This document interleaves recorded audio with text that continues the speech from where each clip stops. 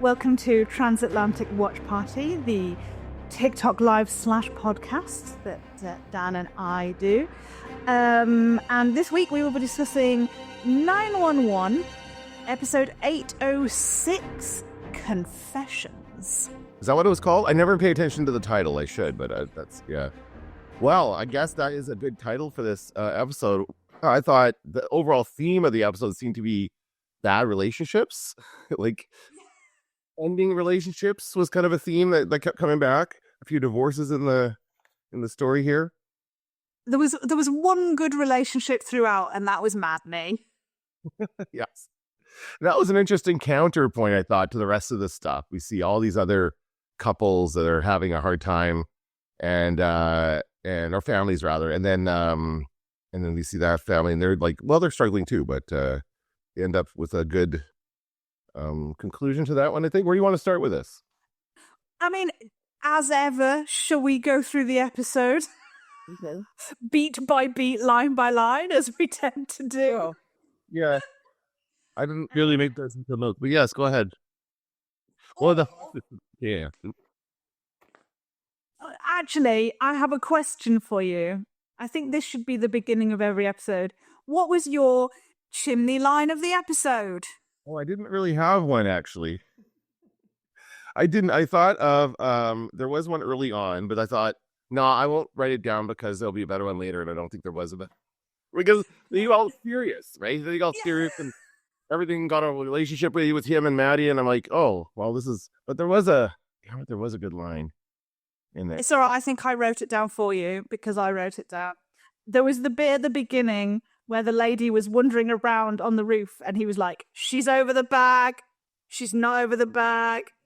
She's over the bag. That's good. That's what I wanted to write down. I did want to write that down, but I decided not to. But I should now know is just to write down anything he says is funny, which is a lot, pretty much. Yeah, because almost in the same scene, he made a tremendous dad joke when the guy tripped and smashed the urn and his mother's ashes went everywhere. Chimney said, well, that's mom all over. And I was just like, Chim! I don't know why everyone didn't look at him and, But everyone was happy when that happened, including most viewers, I think, because that was like just the ultimate comeuppance for that guy. He did not very nice guy, right? Not a very character. And they did a clever thing at the very beginning when we got the first 911 call, and he was like, my mother's been taken. And the moment he said that, I was like, oh, it's an urn. It's going to be an urn. Oh. Yeah. I was like, yeah, okay, his mother's been taken. The fiance or wife or whatever was upset and took the mom. I was totally bought into the whole thing. I was right there until we find out that it is an urn. You were right. And this woman has the mother's urn on the top of this building. And she's like, just going to throw it off, I guess. Yeah. Yeah.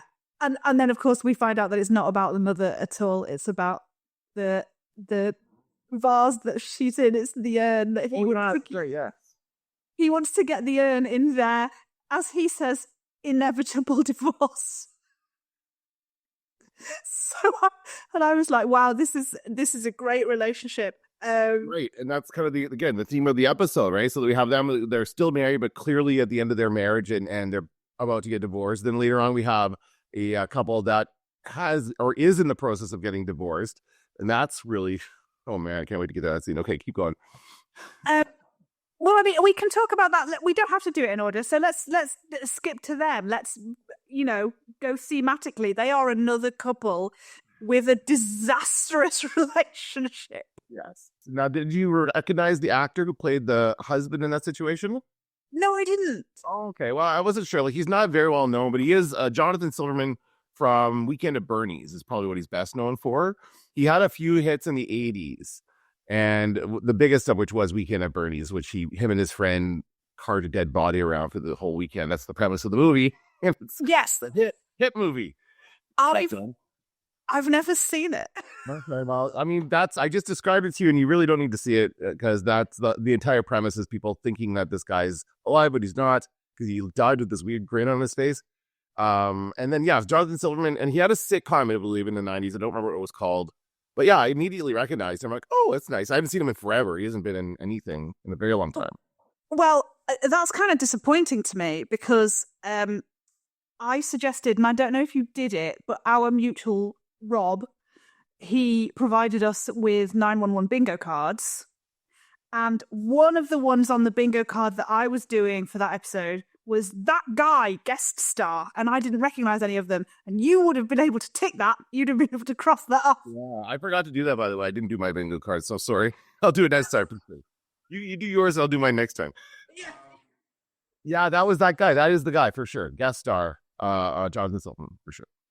Oh, right, okay. Well, yeah, I've never seen any of his greatest hits, or in fact, maybe anything.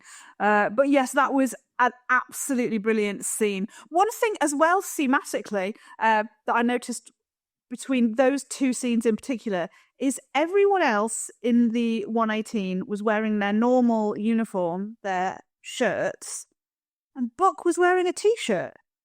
I noticed that too, actually. And I was like, why? Why is he wearing it? It just seems so weird.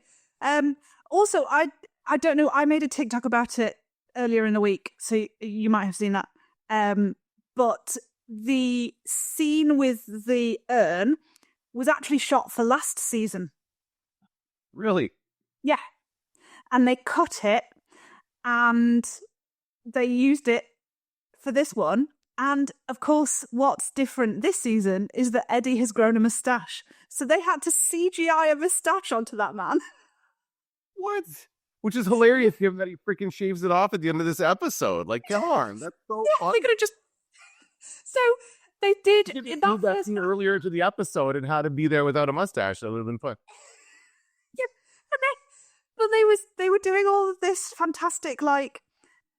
The point where... what did Bobby call it? The fly paper? The thing that they stuck out of the window to catch the woman as she fell. Oh, yeah. As they were putting that up, you saw plenty of shots of Buck and you saw plenty of shots of Eddie's hands. And they just cut his face out of that entire thing so they didn't have to CGI the moustache. And they put a moustache on that man in almost every shot. But they missed one, and I spotted it. Because of course I did, because I knew it was a CGI moustache, and I was like, I'm going to watch this like a hawk. That is hilarious. Yeah. So they went through all of that because they were like, oh, no, we should never have let him grow this moustache. But it's interesting to think that you could really take these segments, these emergency segments, and then sub them out to any episode, right? They're so self-contained that the guys that show up, everything else gets set aside, all their personal problems get set aside, they focus on the problem, they solve the problem in a really questionable way in the later one in this episode. Let's just endanger child's lives. But then that could be, and I know that one did tie into the story later on, so I guess they don't do this a lot. But they did shoot that, so that sequence was shot for a different episode, or is that what that was? Yeah, it was shot. Oh, now I might be wrong here, but I think it was shot for Buck, Bothered and Bewildered, which was 704, I think. And yeah, they cut it for time, and then they were just like, "Hey, we've got this," and no one will notice that Buck's hair is entirely different, except general audience members won't notice that. But they might notice the missing moustache. So they had to CGI it on. It's absolutely brilliant. And it seems, from what we saw in some behind-the-scenes photos, in the Halloween episode, some of that must have been shot after. They must have gone back to shoot some of that after Eddie had done his climactic moustache shaving, because they stuck a moustache on him. This is a Halloween episode, so... Yeah. Well, now that he's got it off, now they're going to create all kinds of continuity errors for when he grows it back later on or something like that. Then keep it for the rest of the season, then he'll grow it back, and then they'll have to worry about that. Right. And I will be overjoyed because I love a continuity error. Yes, of course. That's awesome. Yeah, so the other couple, so we had what we had in this episode was the two emergencies that sort of connected together. and was sort of the overarching theme of this episode. And then we had that one, the one emergency that teaches one of the main characters something important. And I hate those. Like every episode of Casualty that we have in the UK, which is like our not fancy Grey's Anatomy, it's our medical drama. Every episode is basically each of the people who comes in is somehow related to something that's going on in the main characters' lives, and they need to teach them some important sentimental lesson, like I should tell my brother that I love him because this guy had a brother and he died at my, in my hands, it just makes me roll my eyes. In the lesson, it's like every single call they get ties into their personal lives somehow. Yeah, it's easy and I don't like it. Yeah, well, but this show does have quite a bit of it, because that's not the first time this has happened since I've watched it. And it is very coincidental. I noticed that again, where they get, the call with the mother and the hostage goes to Athena. She responds. She calls him back up. Her husband shows up with his unit. Like, it's all very coincidental, right? LA, the city. Yeah. And I love the fact that Maddie actually said, all units, I need all available units. And then only the 118 turned up. So there's a lot of coincidences happening here. And then what happens later on with Eddie and his priest, which was kind of interesting. So there was a lot of coincidences going on here. But yeah, then we go, we should talk about Eddie's confession. So Eddie is struggling with his son being away. And basically he goes to confession, which says he hasn't done since he was a kid in church. Yeah. He feels that this will help him somehow. I'm not Catholic. I don't know anything about this. Yeah, last season we had a brief situation where he discovered that his girlfriend at the time, Marisol, had been training to be a nun. And when he discovered this, he has a lot of, he was brought up Catholic, and there's a lot of repression and a lot of Catholic guilt going on with this poor boy. And he told Buck that since he'd found out, he basically hadn't been able to get it up. Because he can't imagine sleeping with a nun. So Buck says to him, you should go and speak to Bobby, because Bobby is a practicing Catholic.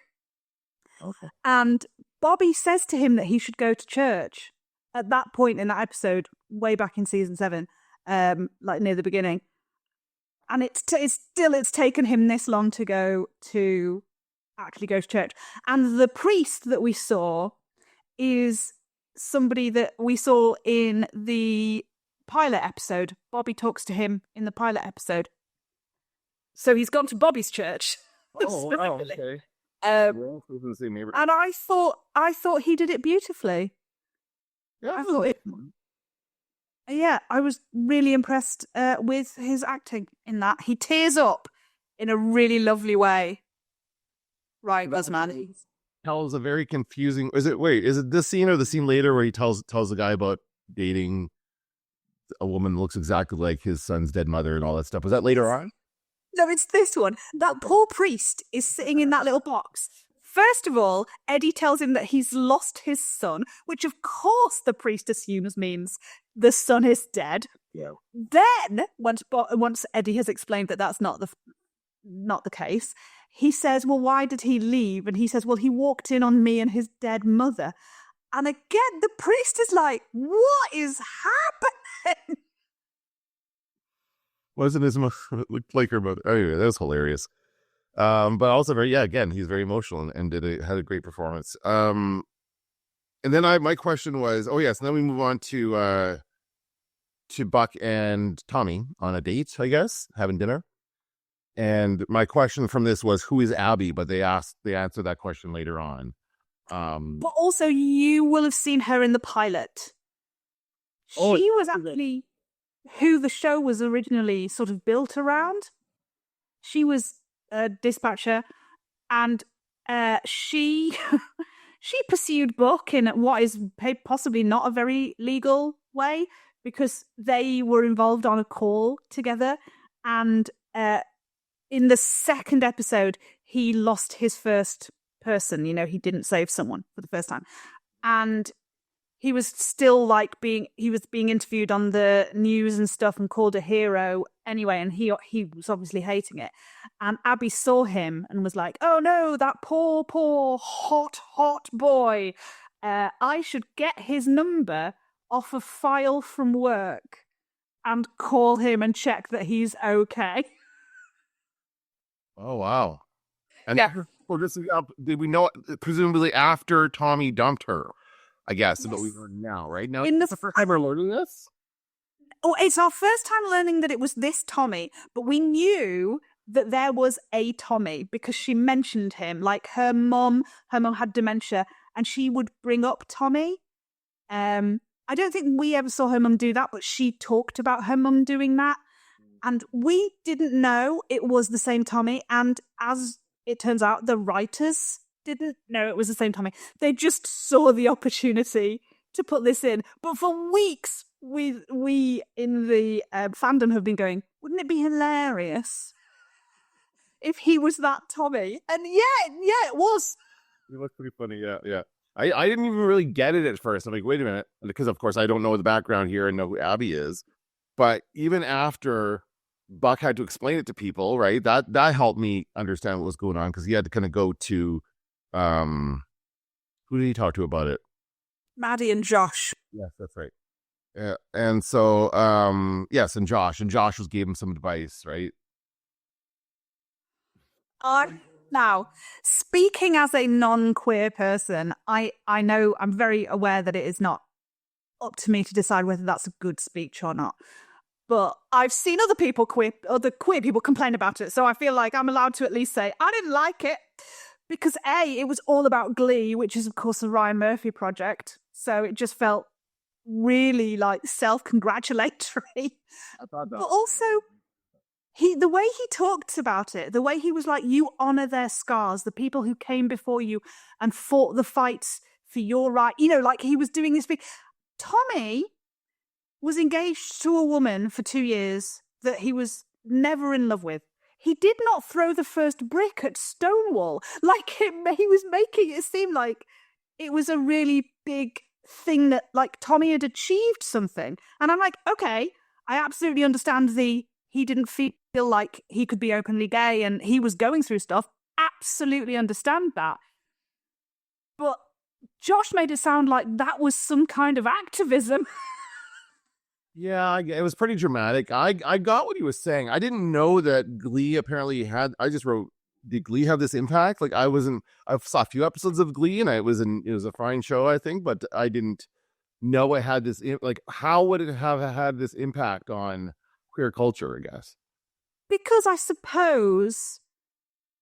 I mean, and again, I did watch Glee. I watched definitely the whole of the first series, and then sort of picked it up here and there afterwards. And you had gay characters who were fully allowed to like be who they were and whatever. And I don't know whether it felt like the first sort of celebratory thing because we had Queer as Folk before then, which was a fully gay and queer identifying program. So I don't know. And that's why I felt like the whole, like he really, really banged on about Glee. And it just felt a little smug, which I think ruined some of the, and just a bit patronizing. And then later on, when we finally got the conversation between Buck and Tommy, the breakup scene, again, Tommy was like, oh, you're like a baby gay and you don't know how it works. And again, it felt like Buck was just being horribly patronized through that episode. No, I didn't think there was anything like Buck.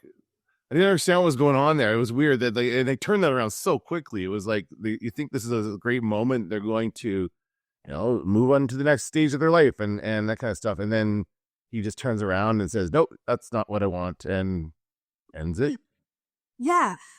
And I mean, there were things, again, if you've watched the show, there were callbacks and little hints and little things tied together that were very cleverly written, but not so great for the general audience. That might have felt like it came out of nowhere.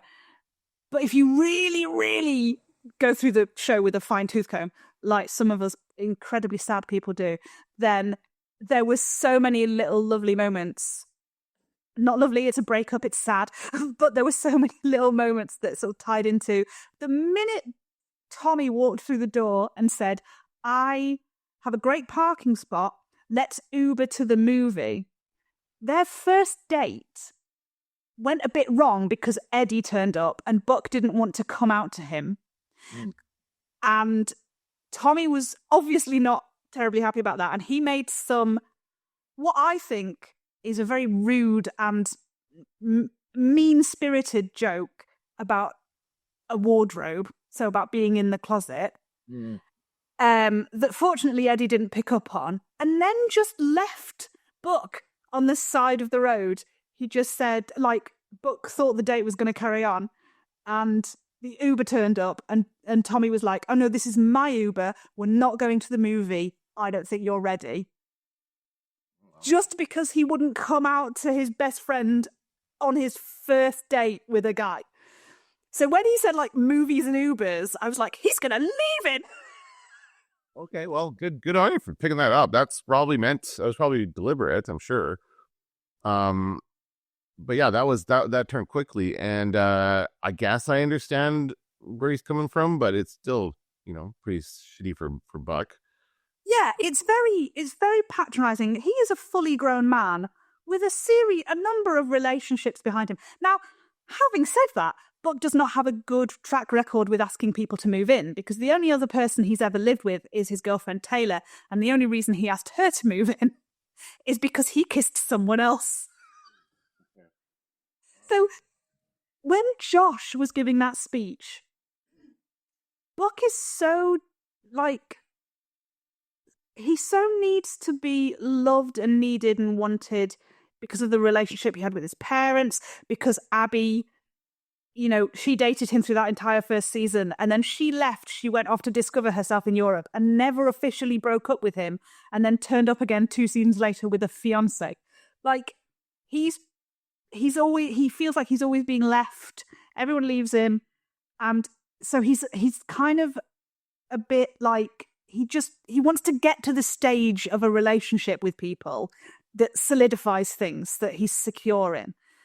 And so when Josh started doing that speech, I was like, Josh, don't do this to Buck. You can give this speech to anyone else, but Buck's going to take this so literally. Like, you say, do you love him? And he was like, but he's still going to kind of take a giant leap because someone else has said to him, what Tommy did isn't bad. And I was like, I just think this is gonna, like, Buck is the worst person to give that kind of speech to.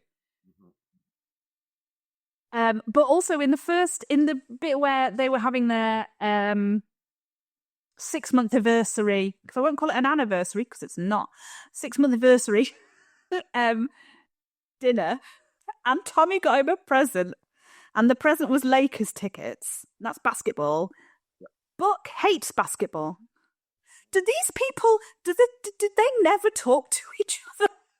Well, maybe that's deliberate. He also continues to call him Evan, which seems weird. Like, that's, there's maybe it was all just signs pointing to this breakup, right? And they're just trying to get he never really knew Buck. He just thought, like, would he have gotten those tickets from something or whatever? Or would, like, is it just a misunderstanding of this is what I think you like? Or is I mean, because the thing is, when they first met, like, when they first met, it was because they were rescuing Bobby and Athena. But after that, Buck went to basketball, this basketball game that Eddie had repeatedly invited him to. And Buck never went because he doesn't like basketball.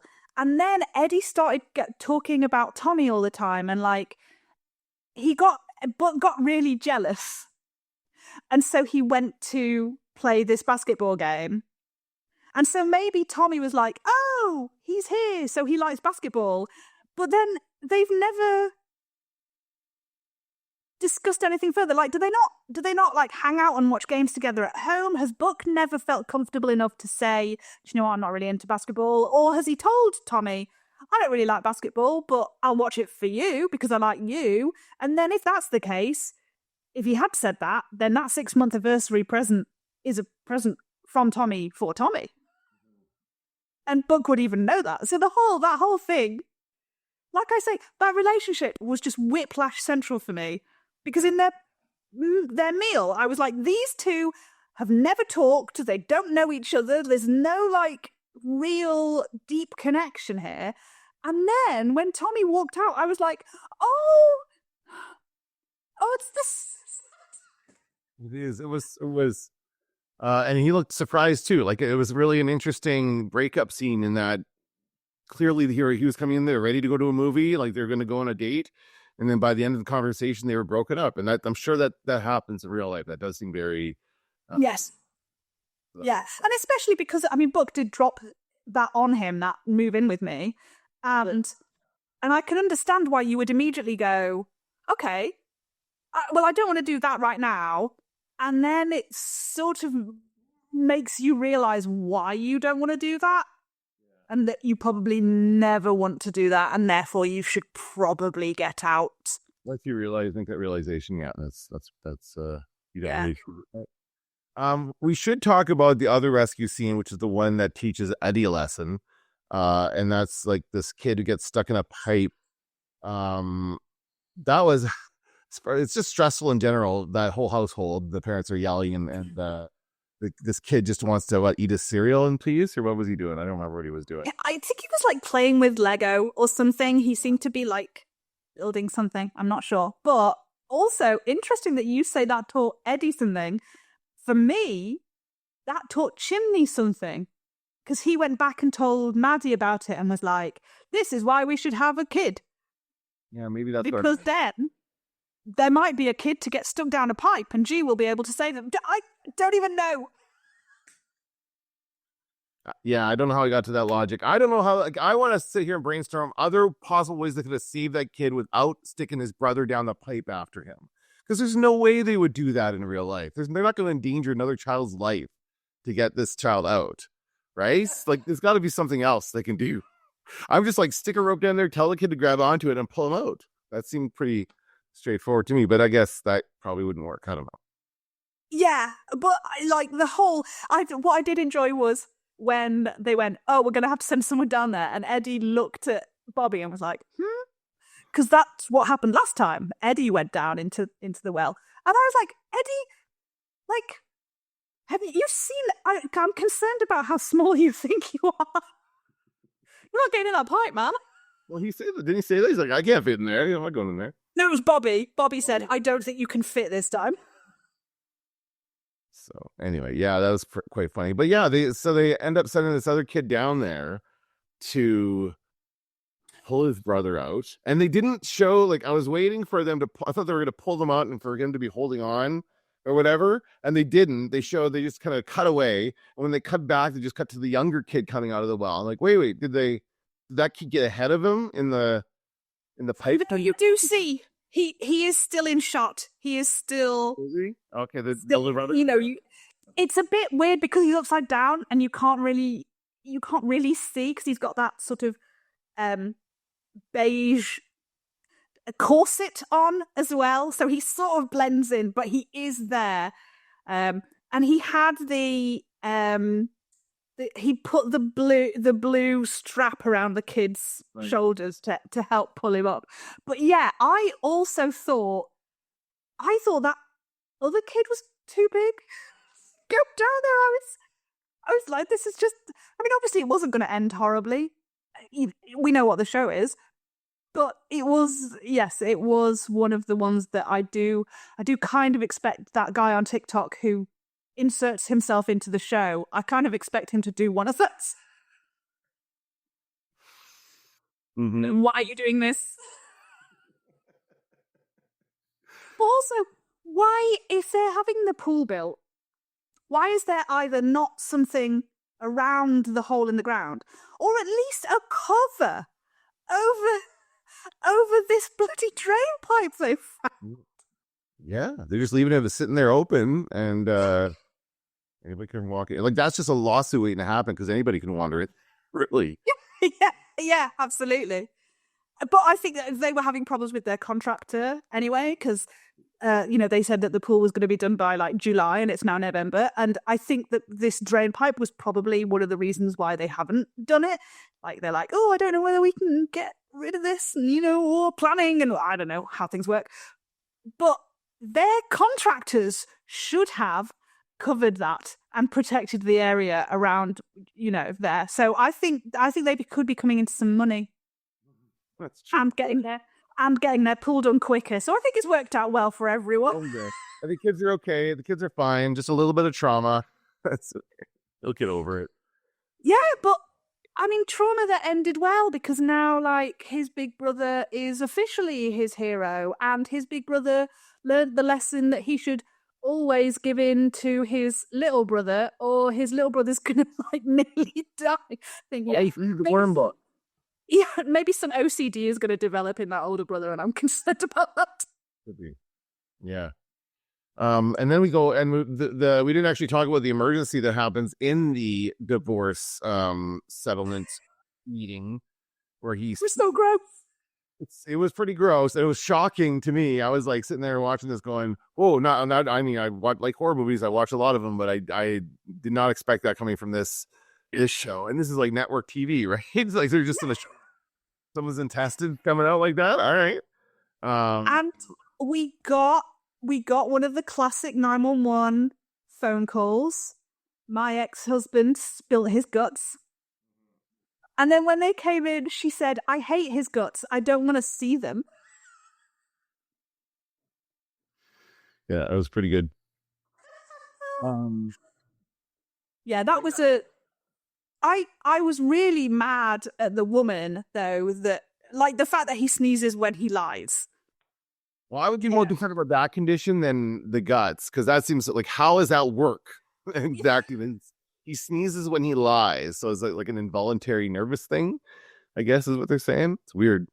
Yeah, and so that's obviously some kind of psychological condition that he should have looked into. But also, when he says, like, I didn't love you anyway, I never loved you, and he sneezes, and she's like, I should get back together with him. What are you talking about? You're screaming at each other about everything. Why? What? Like, he says one horrible thing that turns out not to be horrible, and you're like, immediately, we should try again. He slept with your wedding planner. Why? Have some self-respect.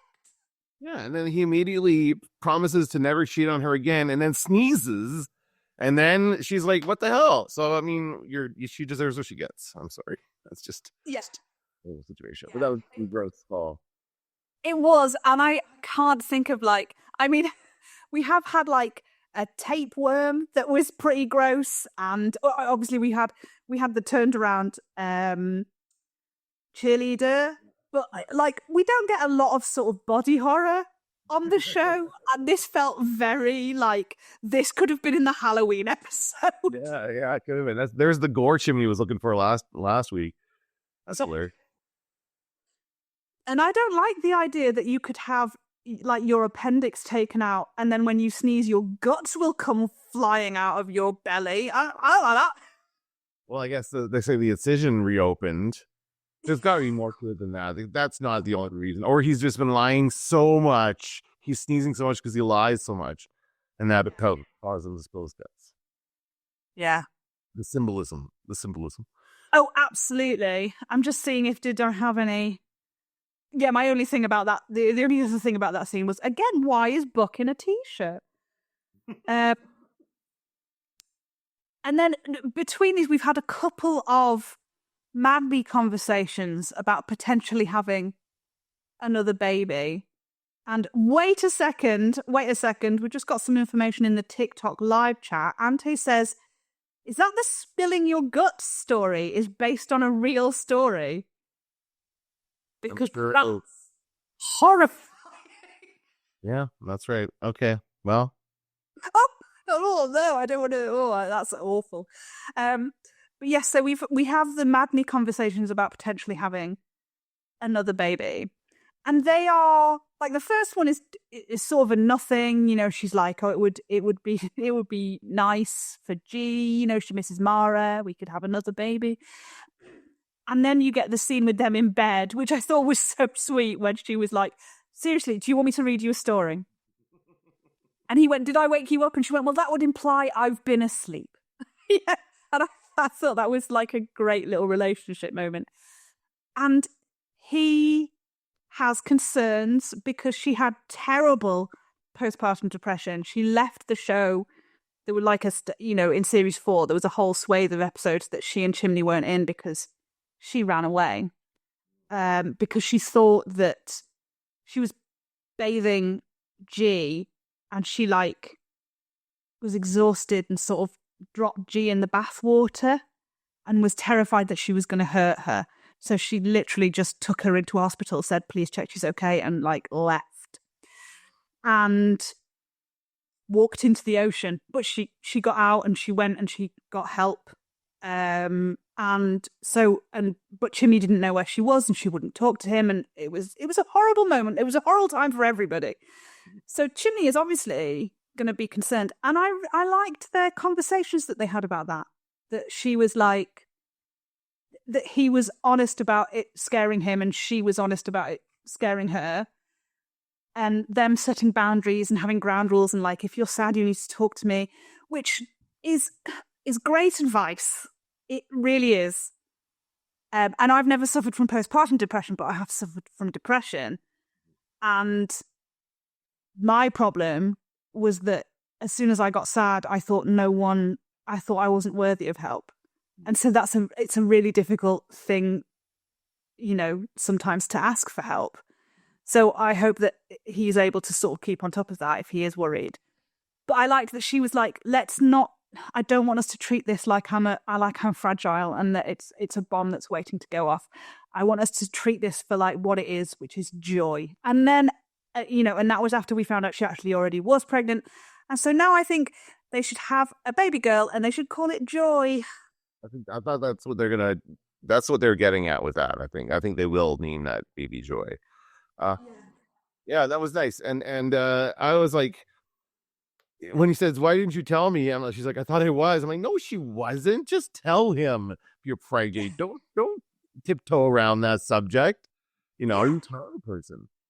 Because going back, because I watched the episode twice and like going back and watching the episode again, knowing in the other conversations that Maddie already knew she was pregnant and not just telling Chim was therefore not saying all the wonderful things that she would have wanted him to say if she just said, I'm pregnant. And I was like, the day or whatever that Maddie spent, she must have spent that whole day going, is he going to be furious about the fact that I'm like, does he not want this and I'm going to have to get rid of this kid? Like, what's going to happen? Just tell him. Yeah, that's right. You just tell him. That was weird. But in the end, it's okay. So they're going to have another baby. Do you think it's going to come back and she's going to have depression again? Yeah, I hope they don't. I hope that, they sort of manage to avoid that because it was a massive plot line. So I think we've been there, done that. It's a show. Like, I think she'll be okay. Maybe they can show her getting like therapy or something in like as she has the child and getting support and stuff. So that doesn't happen again. They can actually show how it should happen. Yeah. That, right? They could show that. So yeah. Yeah. And then of course the other big thing that happened is that Eddie did not allow himself to buy a fruity drink. Eddie, a fruity drink. He did not buy himself a fruity drink. What are they leading towards? I don't know. I think you're reading a little too much into this, maybe. I'm not getting, I didn't get that. I kind of bought what he was saying about him punishing himself. You didn't deserve juice. I think thought he didn't deserve juice, right? So. Well, also, like, how did Father Brian recognize him, like, from the back? Like, he only saw him through that little grated thing. Yeah. How did he recognize him from the back? And also, doesn't it feel like sort of, what did I write down? It kind of feels like against code, like your therapist shouldn't do certain things. It felt like if somebody's come up to you in confession, it's a very sacred, secret thing, you shouldn't then accost them in public and try and carry on a very vulnerable, difficult conversation. That's definitely against the rules. I would say that's not something that you should be doing. Right. And you're right. I think he recognized the voice, I think is what we're supposed to think. But he says, I've never been in this juice stand before. And I always decided to go here. And then he bought coffee, by the way. He didn't even buy juice. He had a coffee in his hand for that conversation. I think And then Eddie's like, "Oh, I'm sorry, I'm straight." And again, you may think I'm reading too much into this, but I just think that characters who are specifically written to say I'm straight are possibly not straight. But anyway, they and as Antu points out, he said he wanted a beard. He wanted a beard, Dan. Oh, okay. Yeah, I don't really clue into this stuff all the time, but I get what you're going with this. So then the priest sits down and he's like, "Oh, it's really funny that I've never been here before." And Eddie's like, "Oh, I'm sorry, I'm straight." And the priest's like, "Well, I'm celibate." And I'm like, to be fair, I'd have thought you were hitting on me too. It was very, "Do you come here often?" Yeah. Like, he might even have said that. I can't remember. I don't remember, but yeah, he did say that because he said this is the first time I've been here, right? So he thinks that God has pointed him in this direction to talk to him. That's basically what he thinks. So he should sit down and talk to him about his problems, about his thing. But I love that he's like, "Can I sit here?" And Eddie's like, "Yeah, sure." And then it sits down and the camera points to Eddie and he's like looking around as if to go, "Aren't there empty tables?" Like, what are you saying with me? That really made me laugh. And I did enjoy the whole, like, God's already forgiven you, so like, and you don't think that you deserve to be forgiven, so you earn it, like, but you don't have to keep punishing yourself because it's already there. You just have to get there yourself. Do what you think you need to do to get there. And, go home and do your Hail Marys and your decades of the Rosary. I don't know what any of those are. When he said, do 10 decades of the Rosary, I was like, he's not going to live that long. Like, that's all I could think of. Right, yeah. I don't even know what that means. That doesn't mean he has to do it for 10 decades? For like... I presume not. I think it's how many beads you have to count. Because, it's like, the Rosary, I think, is like a certain number of like small beads, which are one thing that you say, and then like a big bead that's a different... Like I say, I know nothing, but just from films and TVs that I've seen then. Yeah, that sounds right. So maybe it's to do with like how many times you go round the Rosary or how many times you have to do it, like, but whatever it is. My immediate thought was he has to do this for 100 years. And he said, so after you've done that, experience some joy. And Eddie's joy is doing the dance for risky business and shaving off his moustache, which I have to say I'm really going to miss. Oh. I am a moustache fan, and I've said that in public now, and I might lose some followers. I know that, but it's been a very dividing thing, this moustache. I think Eddie was. I've never really found Eddie terrible, like hot. He's not like my kind of guy, but with that moustache, he was hot with that moustache, and I'm gonna miss it. Okay. I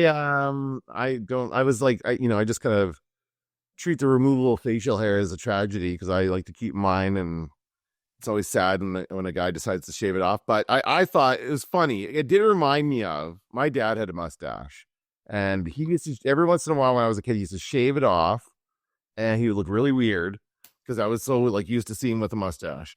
And every once in a while, he'd shave it off, and he would think it made him look 10 years younger. Like, he would literally say, I look 10 years younger. look at me. He would get all, and he would kind of go and like be dancing around and stuff and listen to music. And it's just like what Eddie was doing, dancing around. I'm like, he must feel younger. He's reliving his youth. He's like, he must feel energized now that he has no mustache. Oh. All that weight, all the weight of his upper lip has gone. It's like the weight of the world has been removed from his upper lip, and now he can dance around in his tighty whities. Yes, that's right. To that song. It's a good song. An iconic scene. Seen Risky Business? Because I haven't, but I know that scene obviously very iconic. I'll call Risky Business at way too young of an age, given the plot of that film. It taught me a lot. I don't know anything about it. So I know it's Tom Cruise and Rebecca De Mornay, and other than that, and he dances around in a shirt. But I know nothing about it. What is she, an older woman or something? What is it? He's a prostitute, and they run a brothel out of his house basically while his parents are away. And so she brings in all her friends, sex worker friends, and he brings in all his college friends, and they put those two together, and they make a ton of money. And so that's the story. Yeah. Oh, so that's the business that is risky. That makes sense. Yeah, it's a good movie. Bronson Pinchot. It's his first film, I believe. Balky from Perfect Strangers, and I really like him. And the dance is iconic. I'm not a huge Tom Cruise fan, so I don't really like any reference to him generally. Yeah, sorry. We should have had a trigger warning for this episode for Tom Cruise. But yeah, I mean, I don't know. I know Bronson Pinchot, but only because he did a musical that I love, and I know Rebecca De Mornay because she is in The Hand That Rocks the Cradle, and I love that film. Very good in that film. Yes, she's excellent. But yeah, anyway, going back to Eddie dancing around in his underwear, and this is how the episode ends, right? So we see him dance around. He opens his door, and there's Buck, all sad and depressed from being dumped. He's got his beer, hands him a beer, walking, and he doesn't even ask.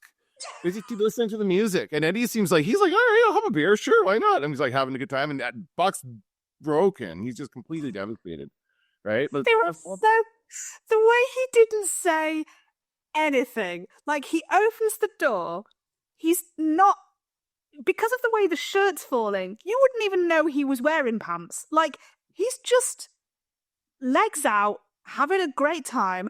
The moustache is gone. He's looking happier than he's looked in months. And Buck's just like, I'm not dealing with this right now. Like, I don't have the capacity. Or, like, yeah, just, that's my best mate Eddie. Yeah.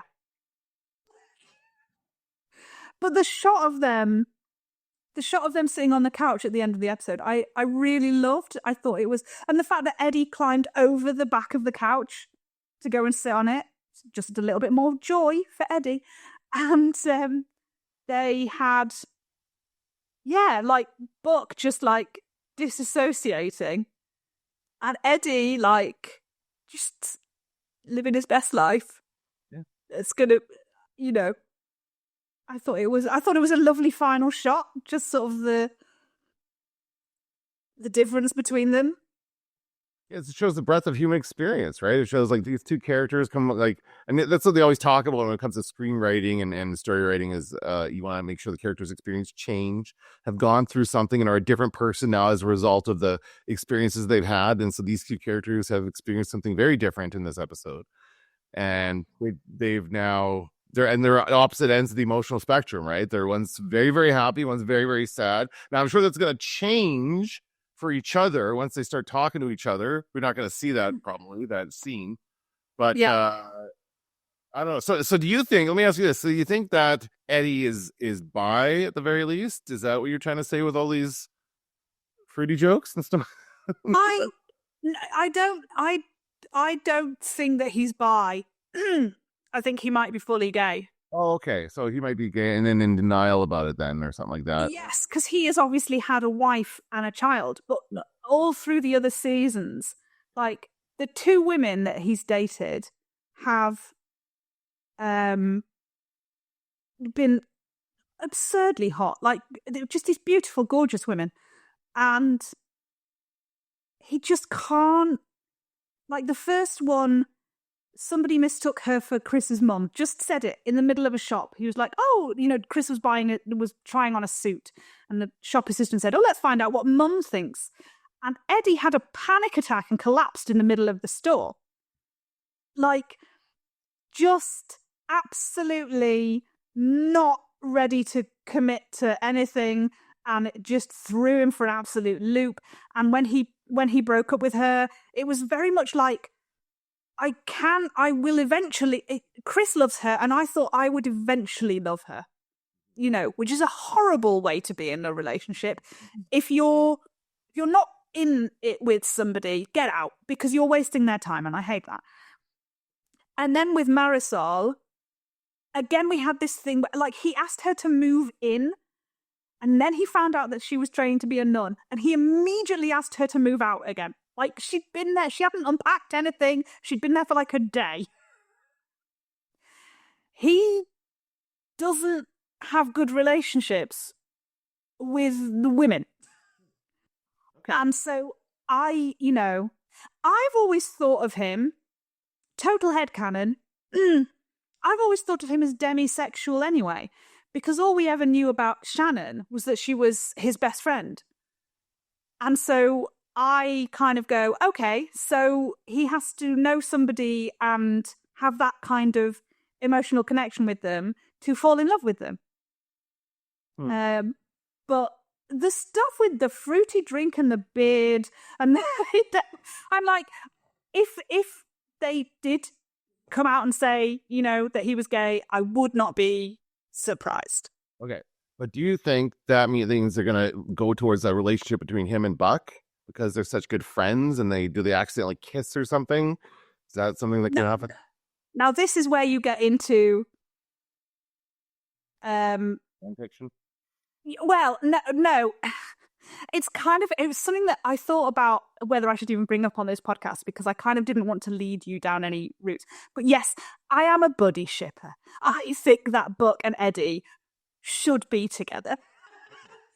And so, when you say I'm reading too much into it, that might be that I am. Because I would love it if after 7 seasons of these guys being so close and so comfortable with each other and so there for each other, and him writing Buck into his will that he gets Christopher if something happens to Eddie. And when Eddie got stuck down that well, Buck tried to dig him out with his bare hands. He was scrabbling at the earth, screaming his name. And then there was a point where Buck was struck by lightning and died. And Eddie knows exactly how long he died for. Like 3 minutes and 17 seconds. He knows exactly how long he died for. He was shoving people out of the way to get there to do chest compressions on Buck. And there is just, that says to me, there's something here that could be developed. Mm-hmm. So I don't think it would be completely out of left field if they did. But again, I'm very aware that, it's a show and they're going to write it how they want to write it. So I try not to be too invested. But I do like the idea that this would be the slowest of slow burns to ever slow burn. I think it would be, yeah. And it's interesting because it would totally shift their relationship, but it would make it stronger in a way. Like, it would be, I don't want to say like Ross and Rachel or anything like that, but it was like, those iconic kind of relationship you think of in TV, Sam and Diane, and where they're off again, on again, and that kind of stuff. This would be completely different type of a thing. It's like 2 best friends who then fell in love and became more than friends, right? That would be really nice. Yeah, and 2 guys who started the show, every time when they were both introduced, we thought they were both straight men. Mm-hmm. And it would sort of be nice to see that you can discover the different sides of yourself, and that you can repress yourself, and you can learn things. And like Tommy even knew he was gay when he was going out with Abby. He did that just to protect himself. He didn't do that as a oh my God, I better break up with her now because I've realized I'm gay. He knew. And he, so it's not outside of the realms of possibility. We know this from experience in real life that plenty of people discover new things about their sexuality as as they get older and more comfortable, and they are surrounded by safer people. So it's absolutely something. So it would be really interesting to see like these two best friends who've always been super close, just sort of growing into, because feels very much like they're a family already. They're always, you always see these very domestic scenes with them. Like Chris is there doing his homework, and the two guys are chatting or whatever, and like Chris and Buck join up to play pranks on Eddie and stuff. So it feels very family as it is. So I think it would be a really lovely thing. Cool. Okay, so are we now done? You said there's a break for the show, or no? We keep going. Two more. We've got 2 more episodes. So we've got Hot Shots, and then we've got Sob Stories, and then we get the thing. Then we get the break, in which we can watch a whole other show. So, so what's going to happen at the end of season 8A? I dread to think. Like what kind of cliffhanger we're going to be left on. It's going to be horrible. But Hot Shots, I did watch. I know I said I never do it, but I did watch the preview for Hot Shots just because I wanted to know if it was about the show Hot Shots. And one of the rescues is. Okay. So I don't know if we're going to see Gerard again. So that's the show that Bobby works on. Okay. Okay. So I don't know if we're going to see Gerard again. Oh, please! I want to see Gerard again. But you but again, we have the well callback in this episode. So that was the episode where Eddie had a near-death experience, and Buck was absolutely destroyed by it. Then in this episode, we're going to get a guy hanging from a ladder unconscious. Now, that is a callback to when Buck was struck by lightning. Oh. So we've got the, Eddie Buck trauma of the well, followed immediately in the next episode by a repeat of the Eddie Buck trauma from the lightning strike. So that seems like really very close together. Seems mean. Yeah. All right. Well, I look forward to it. It's going to be a lot of fun. Can't wait to see this. And in the meantime, have you been watching anything new? I'm just interested in yes, I've been watching. So I think we've talked about The Office in the past.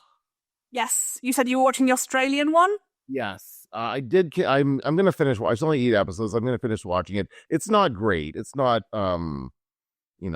the best show. It's some funny moments, but my favorite show in the last little while has been Fisk. Have you ever seen Fisk? We talked about this? I don't think I've even heard of it. Okay, it's another Australian show. It's a half-hour comedy, and I think of it as like it's from a couple of years ago. Started a couple of years ago. It's just about this little law office in Melbourne, and about these kind of funny characters. It's quite like, I think it's kind of like the Australian Office if they didn't already do the Australian Office. Like this kind of captures that sense. Oh, something's happening here. What's going on here? Oh, my live's going to end in 5 minutes. It's telling me. I don't say puzzle piece into place.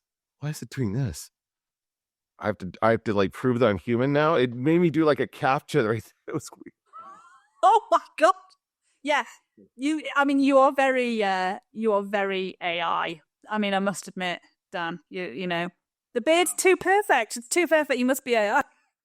So yeah, Fisk, it's hilarious. It's on Netflix here. I don't know, it might not be there. It's different rules in different countries, but that's been a great show. Really, really fun. How about you?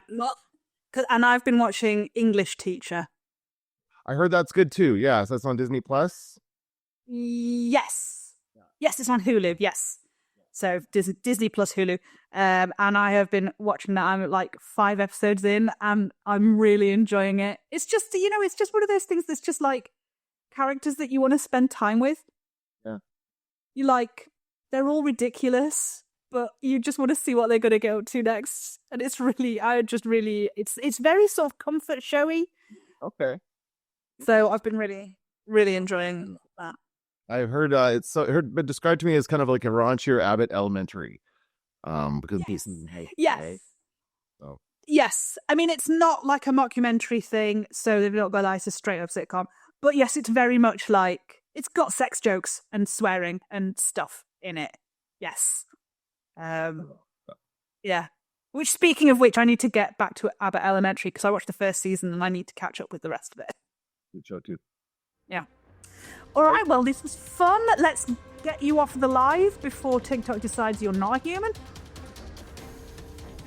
And we will talk again next week about 807 Hot Shots. And yeah, thanks for doing this TikTok live /podcast with me again.